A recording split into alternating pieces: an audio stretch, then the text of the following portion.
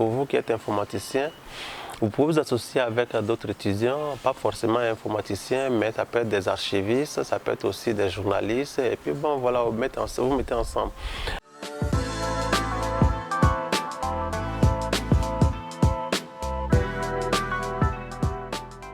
Bonjour, c'est Yeo. Aujourd'hui, on va parler un peu comment faire des recherches sur Google pour aider les gens. Parce que je sais que quand on va commencer à rentrer un peu dans certains nombre de sujets, vous aurez besoin de faire des recherches. C'est vrai qu'il y a des gens qui veulent toujours que le pot soit cuit totalement, mais on ne pourra pas donner toutes les informations, des détails, mais vous serez obligé de faire des petites recherches. Puisque les informations, c'est-à-dire que d'une ville ou d'un pays à un autre pays sont différentes, on ne peut pas s'axer sur la Côte d'Ivoire alors que bon, le Togo, le Ghana et autres pays francophones comme le Burkina Faso aussi peuvent exploiter ces informations que je donne. Mais quand vous voulez faire des recherches sur Google par exemple, utilisez ce qu'ils appellent les keywords. Les keywords, ce sont les mots-clés. Par exemple, je vais faire une recherche sur l'élevage. Si je mets l'élevage dans le moteur de recherche Google, il va me faire ressortir tout ce qui a ce mot élevage. Mais quand je vais mettre par exemple élevage de la volaille, ça va me faire ressortir encore élevage de la volaille, mais c'est tout, sur partout, tout ce qu'il peut avoir. Mais quand je vais peut-être mettre l'élevage des poulets de chair et en utilisant un connecteur logique par exemple en Afrique et Côte d'Ivoire, et élevage de la bétail, bon voilà, quelque chose comme ça. Le connecteur logique lui fait une association. Il ira dans toutes les pages où il y a par exemple élevage et Côte d'Ivoire et il va associer les deux et il vous donnera la réponse. Quand vous associez par exemple Côte d'Ivoire ou Mali et l'élevage, il ira chercher toutes les pages où tu as la Côte d'Ivoire ou alors tu as le Mali et puis l'élevage.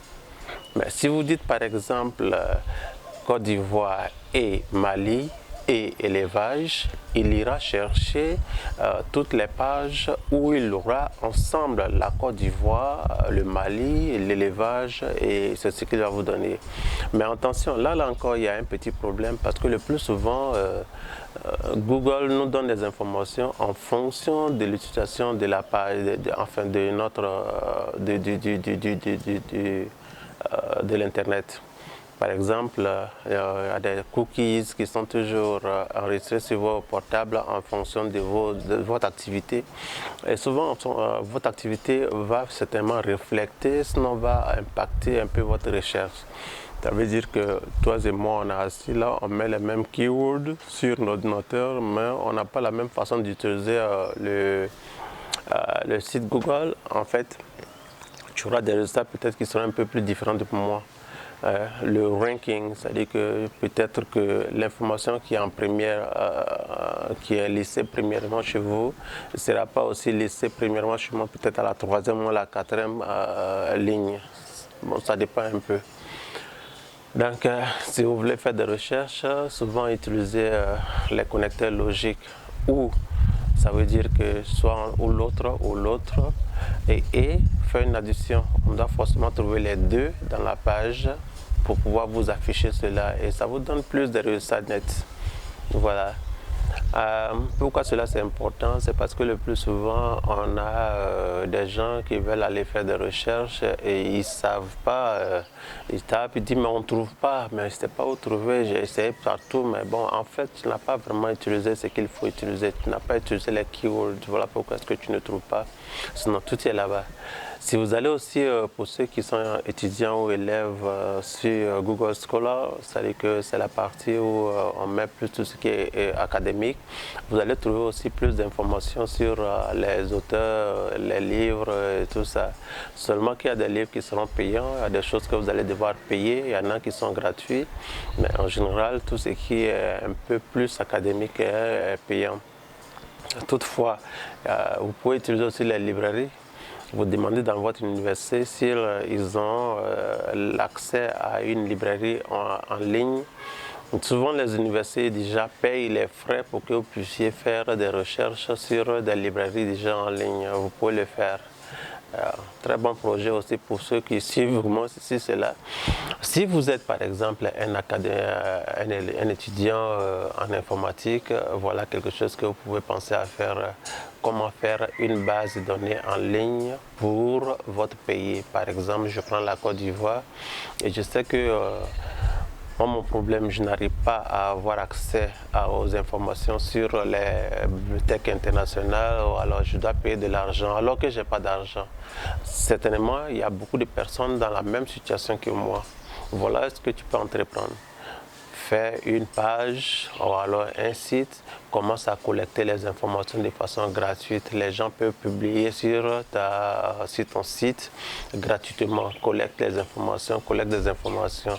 Et à un moment donné, tu vas voir que tu vas commencer à avoir une librairie où les gens vont venir faire des recherches.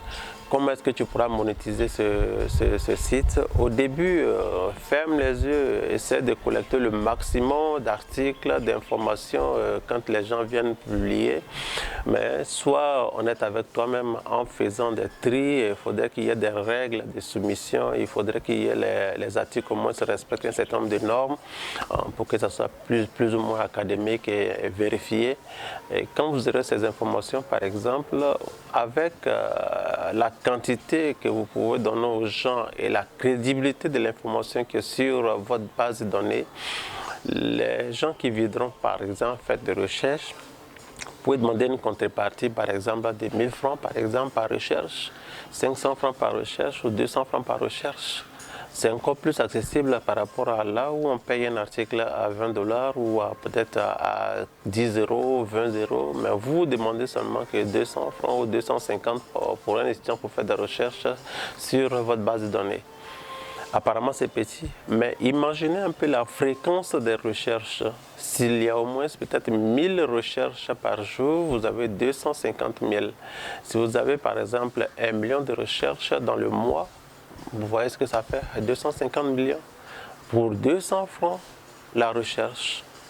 Donc quelque part, bon, voilà, ce sont les petits trucs là que vous pouvez faire, mais ça prend du temps pour pouvoir construire la base de données, ça prend du temps pour pouvoir exploiter tout ça, mais c'est faisable. Pour vous qui êtes informaticien, vous pouvez vous associer avec d'autres étudiants, pas forcément informaticiens, mais ça peut être des archivistes, ça peut être aussi des journalistes, et puis bon, voilà, vous mettez ensemble.